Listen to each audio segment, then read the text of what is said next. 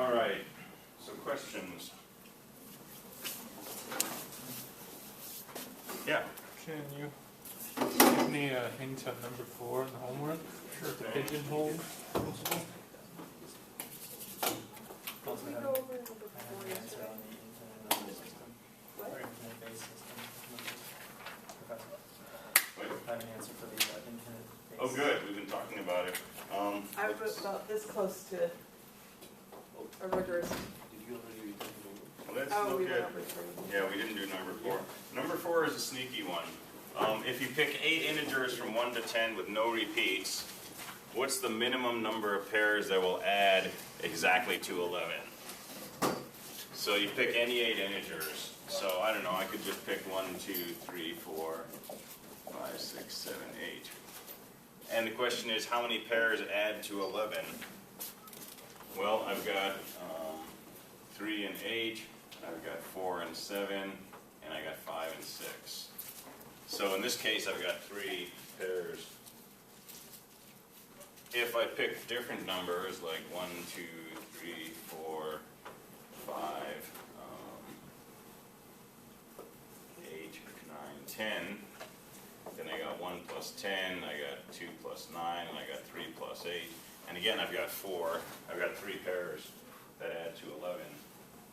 So is it possible to pick 8 numbers where I only get 2 pairs that add to 11, or maybe where I only get 1 pair, or where I don't get any pairs? So it's asking you to explore this using the pigeonhole principle. And so if you think of 5 bins or buckets like this,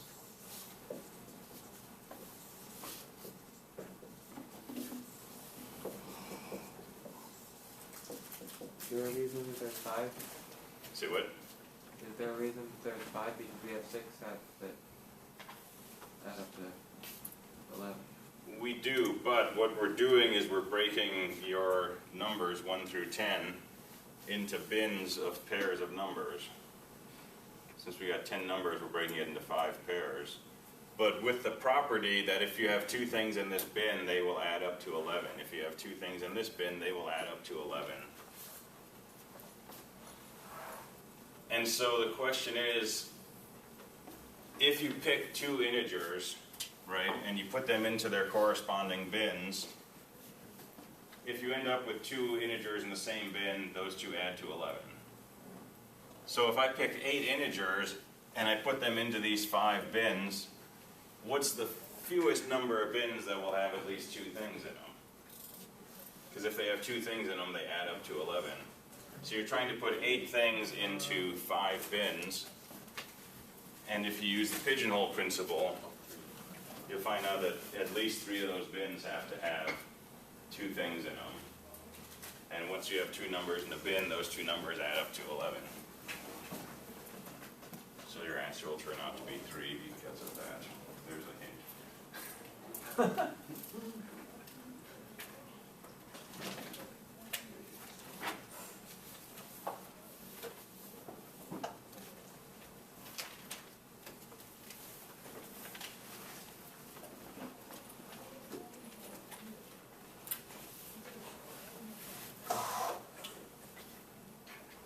Other questions? Yeah. I had a question on 2E. Mm-hmm. So if I am understanding this correctly, what we've got is your first option, you have 2 choices, right? So 6 uppercase letters must begin with Z or Q. So yes, So we your have first 2 one is choices. 2 choices, and you got no repeats allowed on that Mhm. one. So for the rest of that, you've got a combination of 25-5, right? Mhm. That's pretty much the way that works out. And then you would just add those together? It's not a combination because we care about the order. So it's a permutation, I believe. Okay. Maybe I mixed those up in my head then. Yeah, so we've got 25 letters left, and we want to find the number of ways we can arrange 5 of those. So that's permutations. Okay. Or if you just go back to the product rule, right, we've got 2 ways to do the first letter, that's our first task. That leaves us with 25 choices for the second letter, and then 24, 23, 22, 21. And that's just a shorthand for Right. product. Okay.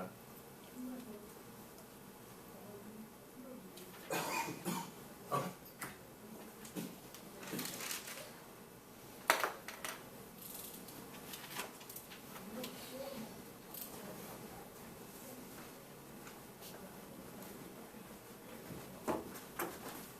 Anything else?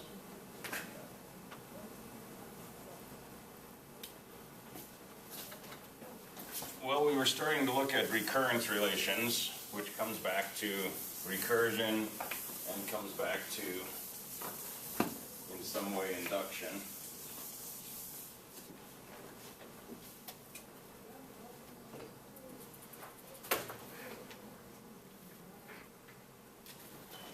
And so I was going to start with an example. Given bacteria.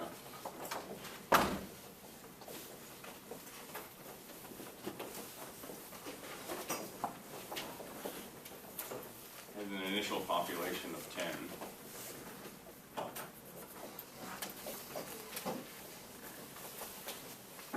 And the population doubles every hour.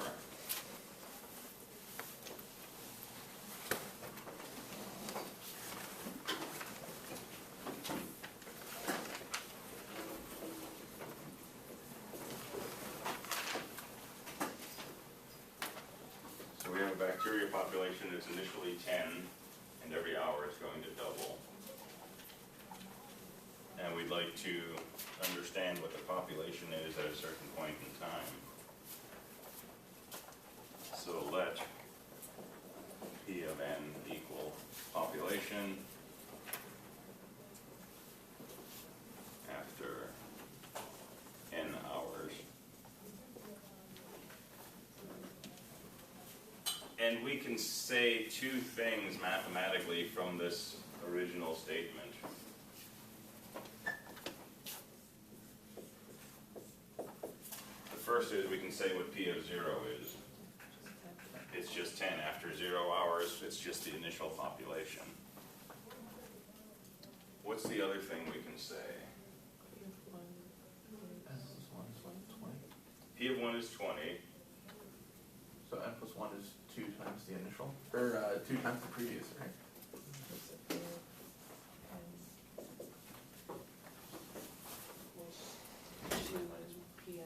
Yeah, P of n is twice whatever P of n minus 1 was. For n bigger than or equal to 1. And that's a nice recursive function. It also smells a little bit like mathematical induction, because we have a base case, and if we know something about n minus 1, we know something about n. And the question is, can we find an expression for P of n that's not recursive? We could certainly calculate this. We could find P of 20 by saying, well, it's twice P of 19, which is twice times twice P of 18, and so on. But can we find an expression?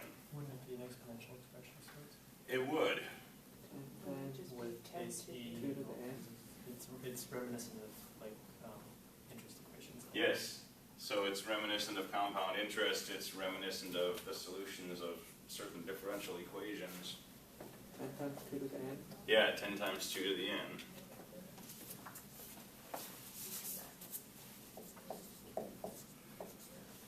And we can sneak up on that as follows. P of 0 equals 10. P of 1 equals 2 times 10.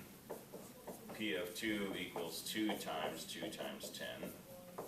P of 3 equals 2 times 2 times 2 times 10. And after you write a few of these out, you start realizing that, hey, we keep multiplying by an extra 2. This looks like 2 to the n. But can we prove that this is true?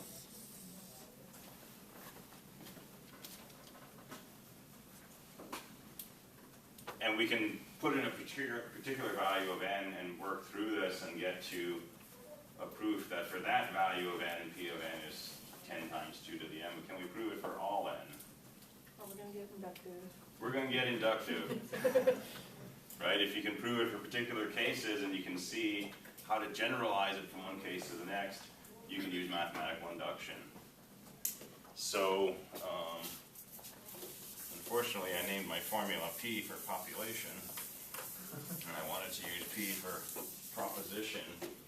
So, let R of n be the proposition.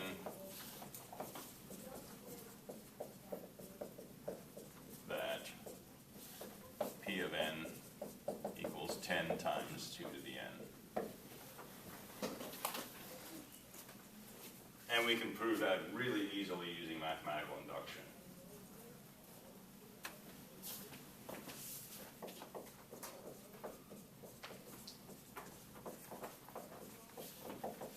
Prove that R of n is true for all n bigger than or equal to 0. And we only have to do two things. One, prove R of 0 is true. And then two, prove R of n implies R of n plus 1. Well, R of 0 is the proposition that P of 0 equals 10 times 2 to the 0. R of 0 is just the proposition that P of 0 equals 10, and we've been told that's true. So R of 0 is true. And to prove this second piece, assume R of n is true. That means that P of n equals 10 times 2 to the n. And we know that P at any value is twice P at the previous value. So using this, we can say P of n plus 1 equals 2 times P of n, which is 2 times 10 times 2 to the n, which is 10 times 2 to the n plus 1. And so we've proven that given R of n, P of n plus 1 equals 10 times 2 to the n plus 1. That's what R of n plus 1 is saying.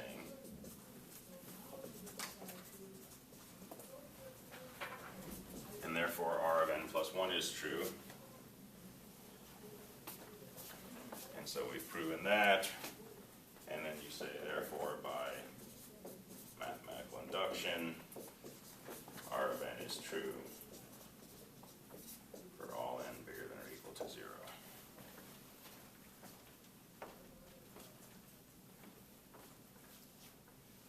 Pretty straightforward one as far as induction goes. Pretty straightforward, because they're kind of the same thing, right? Recursion and induction, they walk hand in hand.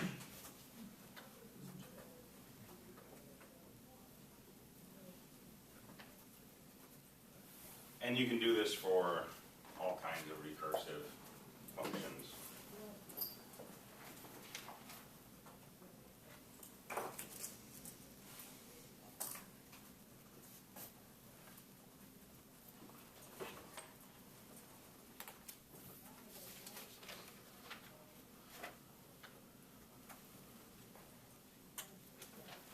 So this is a recurrence relation. It describes the nth term of a series in terms of the earlier terms of the series. This is what we might call a solution to that recurrence relation. It's a closed form expression for what each term is equal to.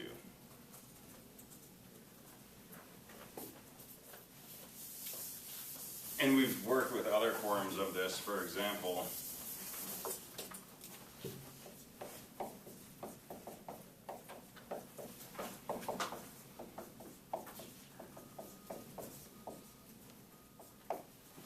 that's a recurrence relation for factorials.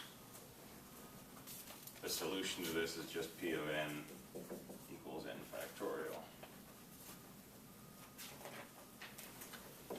Or p of 1 equals 1, p of n equals n plus p of n minus 1,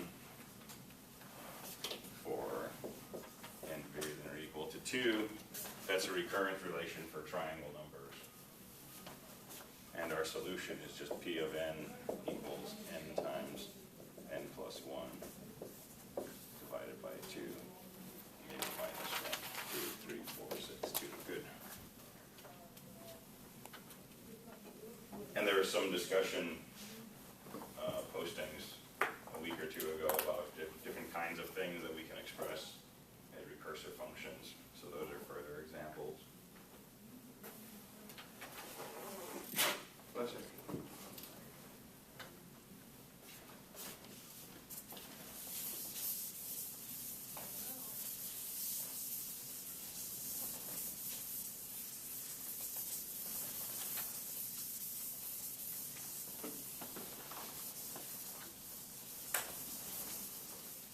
All right, let's talk about rabbits. How many people here ever had a pet rabbit?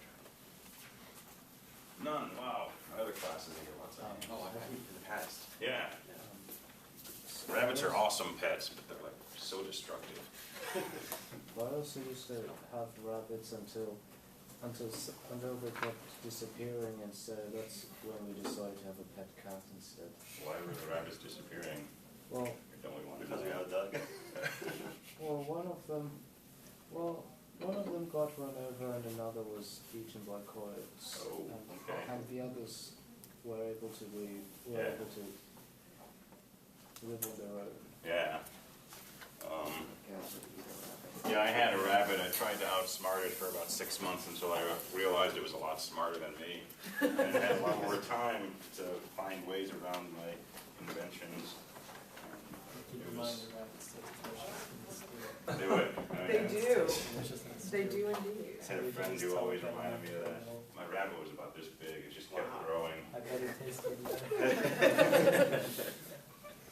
So let's look at rabbits. So rabbits, Rabbit population, rabbit populations, so factorial then? maybe. Someone has encountered rabbit populations before. Rabbits reproduce once a month. Uh-huh. They have like letters though. From month 3 onward. I'll say from month 2. It takes them a month. These are theoretical rabbits. And I'm going to say pairs of rabbits.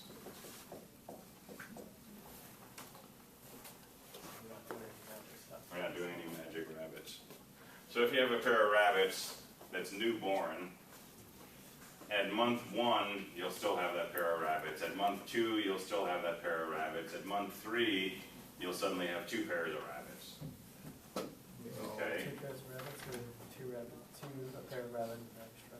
2 pairs. 2 pairs. The original plus another pair, Right. because They reproduce once a month, they from month duplicate 2 themselves. onward, producing a new pair, They duplicate themselves like single-celled creatures. basically. We're not worried about inbreeding here. Single-cell rabbits.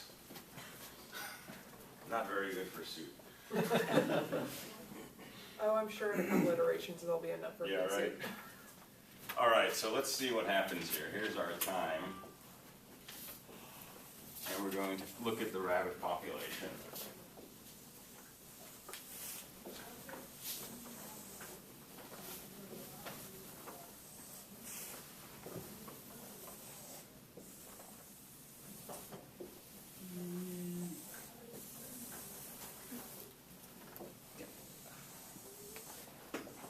Suddenly back to a math problem. We're I back to have doing solve. state diagrams. And here we're going to have age. These rabbits live forever, by the way. They're immortal single-celled rabbits. So So using more the like particle bacteria. definition of rabbit cell? Yes.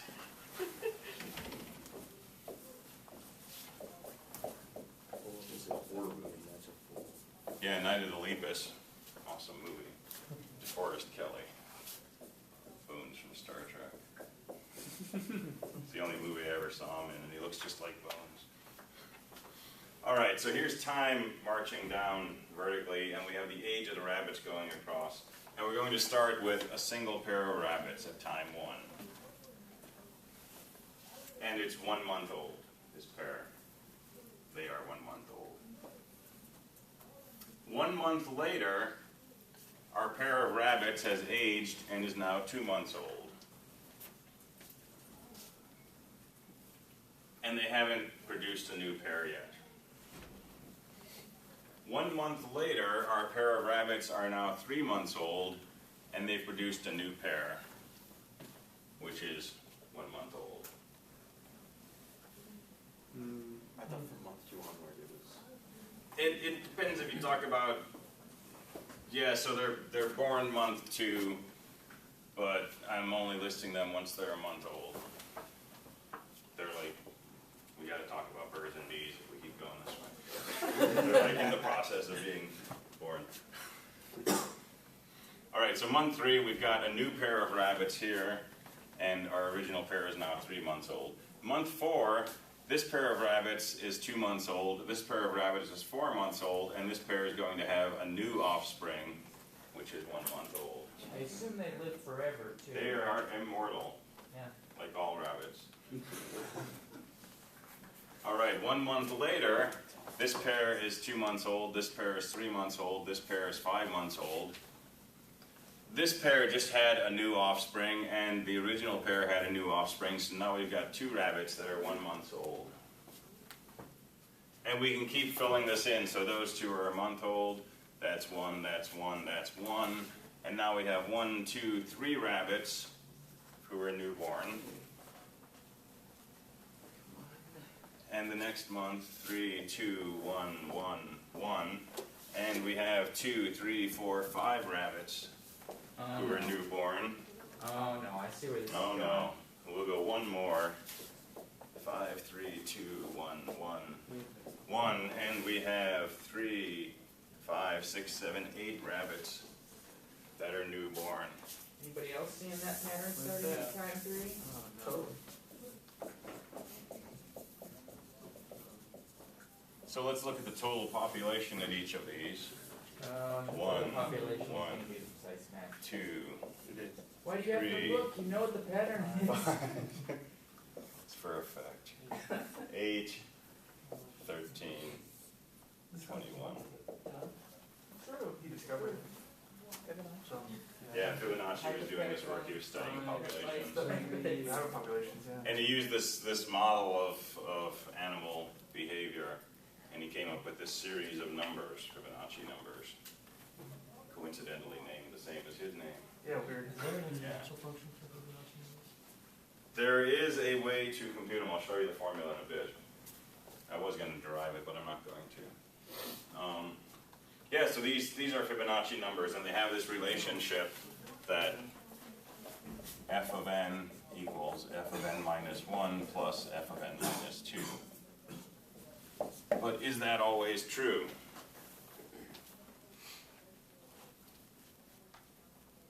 And also this relationship that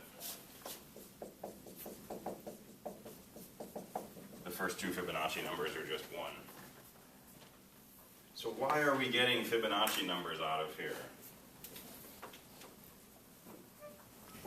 And it's not all that mysterious. If we wanted to look at the population after 9 months, what's going to happen? Each of these are going to move over 1.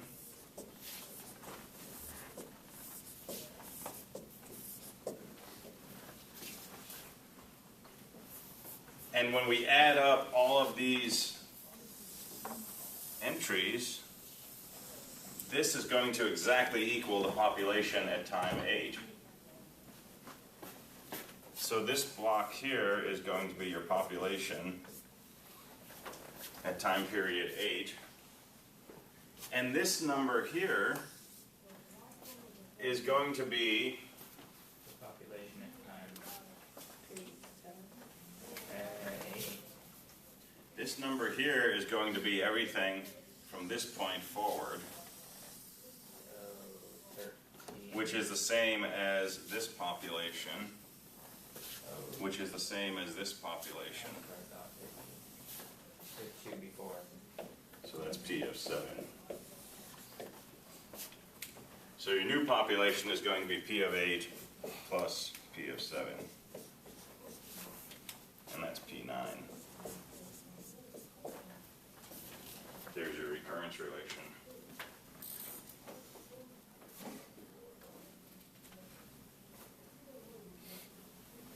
I feel like this would be really easy to represent in a spreadsheet. Wait, Yeah, probably. I'm actually making a spreadsheet Right. right now for my notes, so yes, it is. so P of n plus 1 equals P of n plus P of n minus 1. Exactly.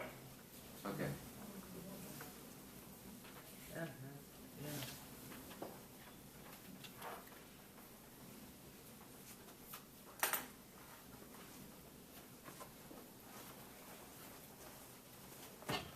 And Fibonacci numbers are arguably fascinating. They pop up in all kinds of crazy places. I was in the store the other day and saw a thing of broccoli and took a picture. It's got these little spiral patterns and they're kind of fractal looking. But if you look at a spiral of a sunflower or a pine cone or pokey broccoli, and you count from some point the number of, say, seeds in a sunflower going clockwise until you get to the edge, and then you count the number going counterclockwise until you get to the edge, the ratio is always the ratio of 2 consecutive Fibonacci numbers, for some reason. If you look at a pattern of Fibonacci numbers and you square one of these, it's always within 1 of the product of the numbers before and after it. Wait, say? 5 squared versus 24, 64 versus 65, 9 versus 10. So the square of one of these numbers versus the product of the number Is it before always and like after. that, where it's 1 above or 1 below? I don't think it's always the same. Well, no, It's always within 1. Well, but, okay, so 3 squared is 9. Mhm. 5 times 2 is 10. So 3 is 1 below the product of the 2 Right. saddle numbers. Mm-hmm. 25 is 1 above the product of the 2 saddle numbers. Right. 4 is 1 below Below, the product. so it Oh, doesn't always does it do that. alternate? That's what I'm asking. Does that It- above? I didn't think it did, but maybe it does. alternate? Huh? So this is below, this is 2 squared versus Can that be is free, above, but this is it 1 alternates. squared versus below. Yeah, maybe it does just alternate. Oh. That would be cool. Yeah, how do we do an inductive proof of I'm not the sure that alternating? it's an inductive proof that we can use for that. Good question. If we use this recurrence relation, we can probably, Should we try it? you want to try it? We're working without a safety net now. With the camera running, it's even Safety's worse. That's when this gets interesting, right? Yeah. So cover the children's eyes. Okay, things are okay, we'll be all right.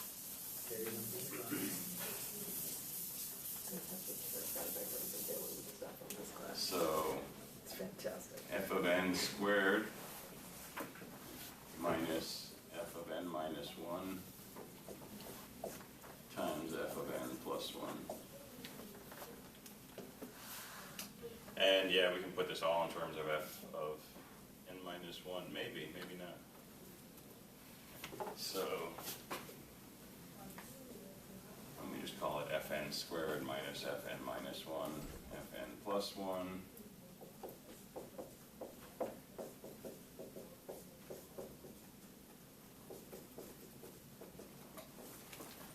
That.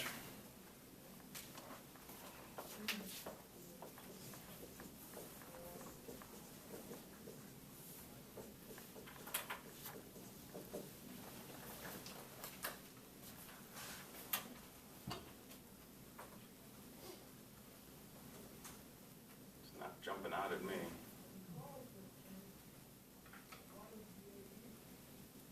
It'd be nice if it could just jump out from here, but you may have to actually use some induction.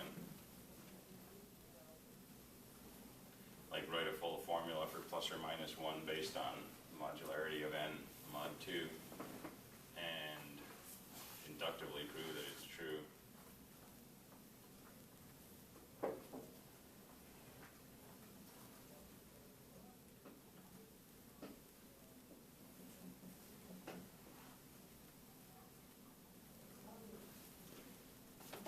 So if this is equal to this plus 1,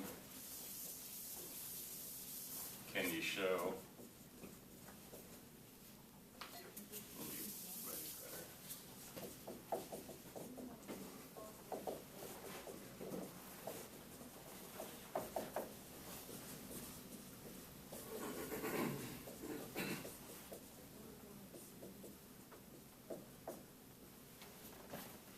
If you show that, you can induct. You gotta show the other case also, if the first one's minus. But that might be showable. All right, there's an ungraded homework question for tomorrow to go along with the base infinity. Well, I have an answer for base infinity. What's your answer for base infinity? Let me bring it up really quick. I asked some people, and I found 2 answers, possible answers. Yeah. And it may or may not have been on our math, but whatever. Maybe I can answer real quick. They had given 2 possible solutions. One of them was a polynomial semi-ring. Okay. I don't know what that is. Okay. The other one is something called Cantore normal form, which is infinitely many digits and then powers of omega. So any base 10 number would be represented in the ones place, Interesting. and then the next place would be a power of omega times another base 10 number, and so on and so forth. Okay. Not giving me warm fuzzies, but. Well, this is all the I've got so far. Polynomial ring kind of makes sense. So in a polynomial ring, your elements are all possible polynomials with coefficients from some set like integers. And you basically think of effectively linear combinations of polynomials. So a ring means you have a multiplication and an addition And there's an operation. infinite number of degrees of polynomial. Yeah. So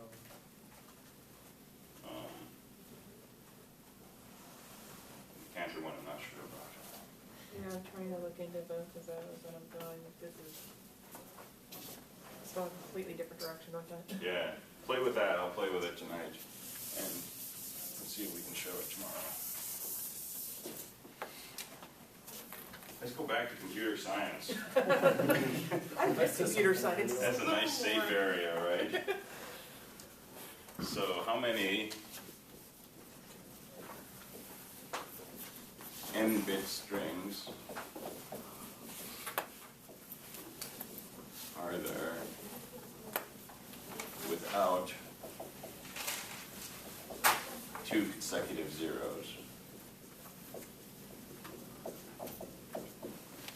So if I said n equal to 8, how many 8-bit strings can we write that don't contain 2 consecutive zeros?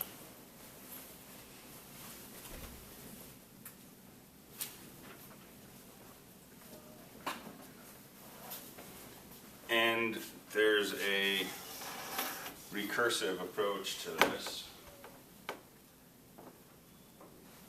But let's look at some cases first. So we gotta have some p's and n's in here, right? So let p of n equal the number of n-bit strings without 2 consecutive zeros. So we're looking for a formula for p of n. So let's look at some cases. P of 1. How many 1-bit strings are there? Period. Just total 1-bit strings. 2. Do either of those strings contain 2 consecutive zeros? No, because they're just 1 bit. So P of 1 is going to be equal to 2 because it's just 0 and 1. What about P of 2? How many 2-bit strings do we have?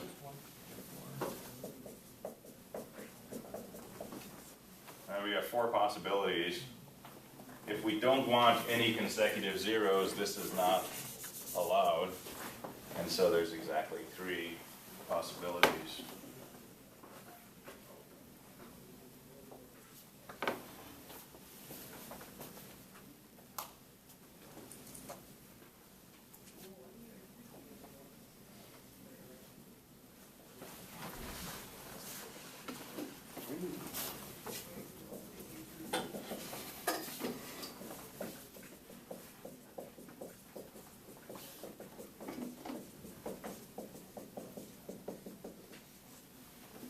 All right, 8 possible 3-bit strings, and if we throw away, let me do them like this. If we throw away the ones containing consecutive zeros, that goes away, and that goes away. And we're left with 1, 2, 3, 4, 5. Hey, wait. Hey, wait. It's starting to look familiar again. Yeah. Smell a wabbit. All right, let's look at P of 4, but let's not write out all the cases. Do you have a question or I was comment? going to ask, couldn't you just take the number of possible n-bit strings and then subtract the number of n-bit strings with consecutive zeros using the 2 things or n things? M at a time? Yes, if we can find a number of strings that do have consecutive zeros. And that might be easier, but I think it's still not immediately obvious. But that will definitely give us the right answer. Is this not just 2 to the n minus n? Let's see. No? Let's look at 4-bit strings. And I don't want to write them all out because we're going to get bored really quickly. But if I write a 4-bit string, there are 2 cases I'm going to consider. Case 1, And then blow up. my string ends with a 0. Case 2, my string ends with a 1. And those are the only possibilities, right? If my string ends with a 1, how many ways can I fill in a 3-bit number without consecutive zeros?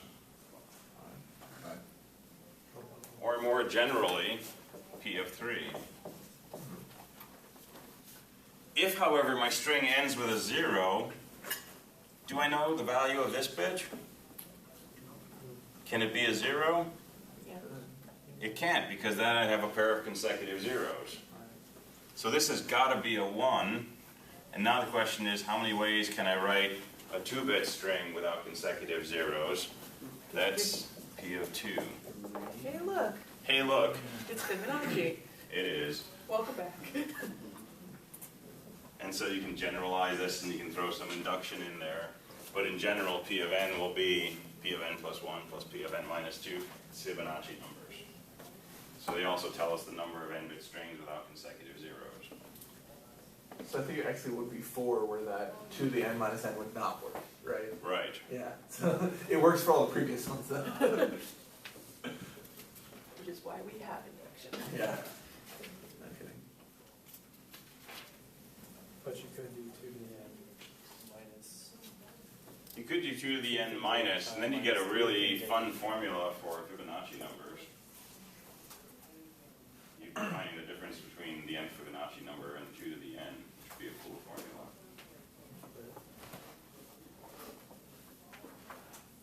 So if you can do that, that would be interesting to see. So there's a second ungraded homework question. How many bit strings do contain 2 consecutive zeros? And I guess it would be the number of strings that contain 1 pair, the number of things that contain 2 pairs, the number of things that contain 3 pairs, and so on. And you look at all the positions where you can put that pair of consecutive zeros in each case. Seems like you can get there with combinatorics. So maybe we can link powers of 2 factorials and Fibonacci numbers. That would be a really cool result. Have to, though. I mean, the number of n-bit strings is 2 to the n. 2 to the n. And then you're using the same formula that we did yesterday of combinations, well, not combinations, permutations, right? Where we do 2 things n at a time, 3 things n at a time, 4 things n at a time, n things n at a time, and subtract that from 2 to the n. Yeah. That's what I'm saying. If we can put that into a closed form, we've got powers of 2, and we've got something with factorials probably. But that will get us to Fibonacci numbers. And I'm going to write these down because I know what I'm doing tonight.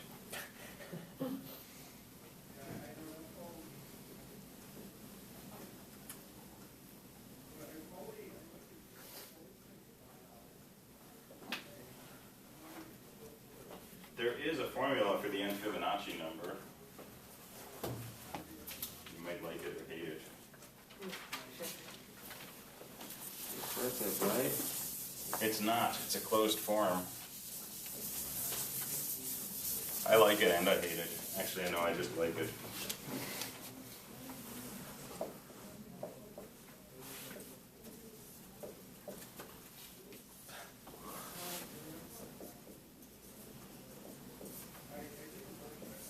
What? Don't look bad. Is that a like or hate vote? I wasn't just surprised. They're just constants. What's with all the square root 5? That seems like really arbitrary. It does. That's what I'm saying, like, it's just surprising. Like, oh. Yeah, so plug in an n of like 8 and see what you get. It's kind of cool you even get an integer at all. But that should give you the n Fibonacci number in all cases.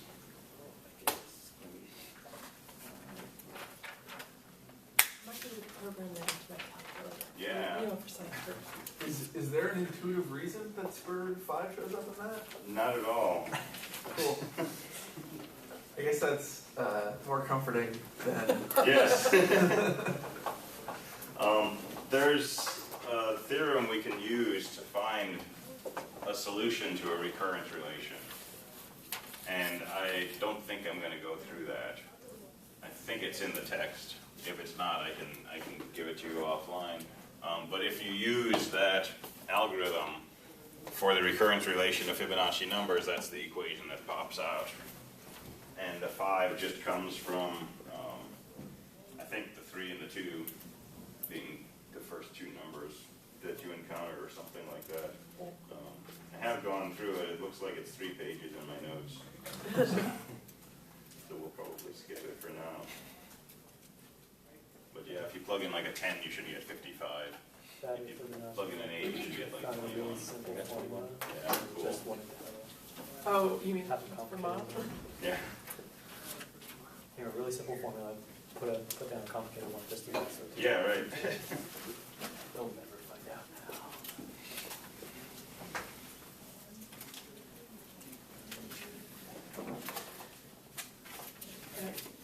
I can almost see the logic in it. Yeah, I mean this.